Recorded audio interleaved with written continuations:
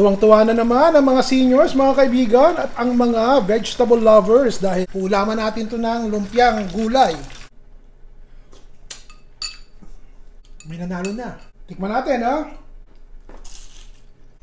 Ang hangong suka. Asim. Sarap eh. Hindi bang malaman kung magkano presyo itong mga gulay na nilagay ko dito?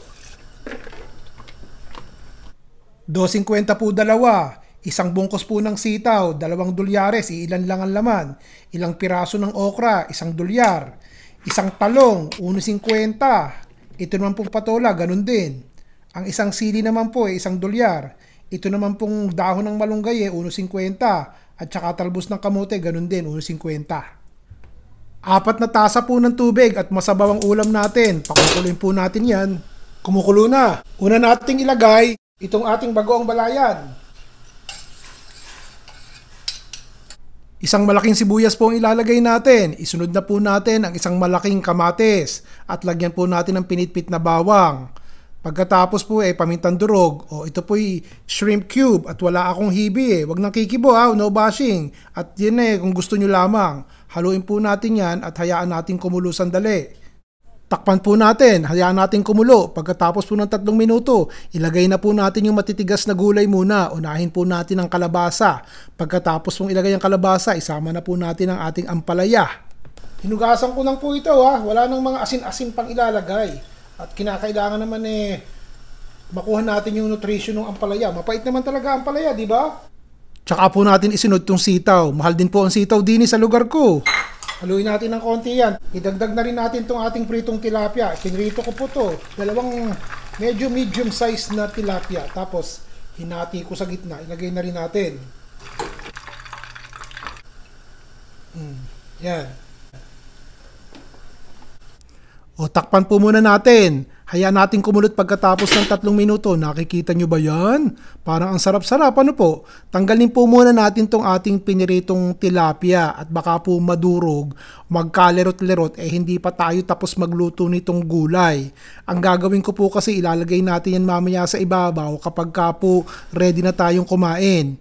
Ilagay natin sa isang tabi ilagay na po natin ang ating talong. Tama po ba ginagawa kong paghiwa ng talong?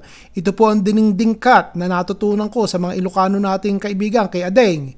Ilagay na po natin ang ating okra. Parang mali ang pagkakahiwa ko ng okra, sa tingin nyo? Ilagay na po natin ang patola. Maliit lang po itong patola at mahal din ang patola. Haluin natin ng konti Naku po, ang sarap na amoy nyo ba? Ngayon, alam nyo na kung magkano presyo ng mga gulay na ginagamit ko. May kamahalan din naman, di ba? Takpan po natin at pakuluin natin. Patayin natin. Narinig niyo po ba yun? 2 minutes.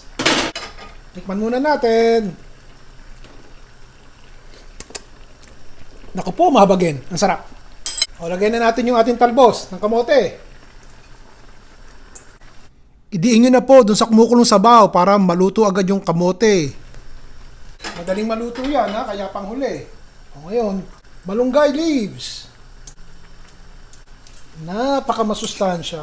Huwag nyo namang i-overcook yung inyong vegetables, Sayang ang nutrients kapag in-overcook nyo. May sili ba kayo? Maglagay tayo ng siling panigang. Yan. Ilalagay ko na po itong pritong isda. Ulit.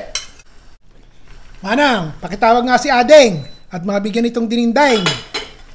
Tuwang-tuwa na naman ang mga seniors, mga kaibigan. Ulaman natin to ng lumpiang gulay.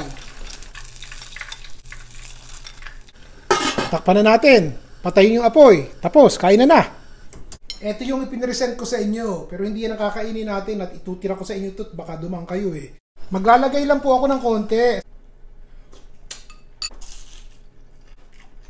Ang hangong suka. Asim. Gusto nyo ba dumaan dito sa bahay? Ipagtitira ko kayo. Ito po ang aking dinindeng, mga kaibigan. Init pa Itago nyo muna maintenance nyo. Hindi nyo kailangan.